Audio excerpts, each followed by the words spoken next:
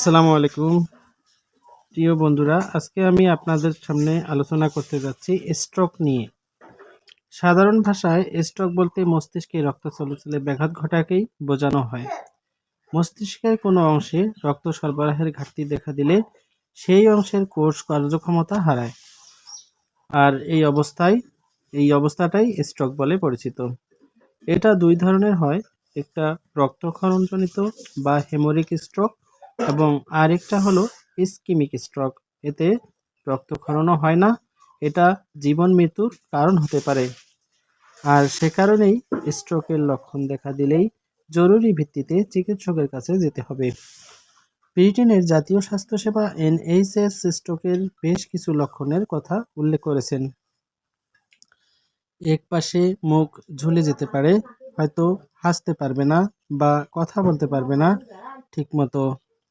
মুখের এক পাশ বা চোখ বেঁকে যেতে পারে, মানে অবশ হয়ে যেতে পারে। কারো কারো দুই হাত অবশ হয়ে যেতে পারে। অবশ না হলেও হাত নাড়াতে দুর্বল লাগে। কারো কারো এক পাশ অবশ হয়ে যায়। আস্তে কথা বলা বা কথা জড়িয়ে যাওয়া, কথা বললেও সেটা অস্পষ্ট শোনা যায়। অনেক সময় কথা বোঝাতেও পারে না অনেক রোগী। স্ট্রোকের কারণ হচ্ছে ঠিকমতো কাজ করার জন্য শরীরের অন্যান্য অঙ্গের মতো রক্তের মাধ্যমে মস্তিষ্কের অক্সিজেন ও পুষ্টির দরকার হয়, কিন্তু এই রক্ত সঞ্চালন বন্ধ হলে সেলগুলো মারা যেতে শুরু করে। ফলে ব্রেন ইনজুরি, শারীরিকভাবে অক্ষম হয়ে যাওয়া, এমনকি মৃত্যুর আশঙ্কা বেশি থাকে। ব্রিটেনের জাতীয় স্বাস্থ্যসেবায় NHS জানাচ্ছে, প্রধানত দুটো কারণে স্ট্রোক হয়ে থাকে। রক্ত জমাট বাঁধার কারণে রক্ত প্রবাহ বন্ধ হয়ে যাওয়া, এটাকে ইসকিমিক স্ট্রোক বলা হয়। মস্তিষ্কে রক্ত সরবরাহকারী দুর্বল রক্তনালী ফেটে যায়, ফলে রক্তক্ষরণ হয়। এই অবস্থাকে হেমোরেজিক বলা হয়। এছাড়া আরেকটি সম্পর্ক অ্যাটাক বা মাইল্ড স্ট্রোক। সাময়িক সময়ের জন্য মস্তিষ্কের রক্ত সরবরাহ বন্ধ হয়ে যায়। এটাকে মিনি স্ট্রোক বা মাইল্ড স্ট্রোকও বলা হয়।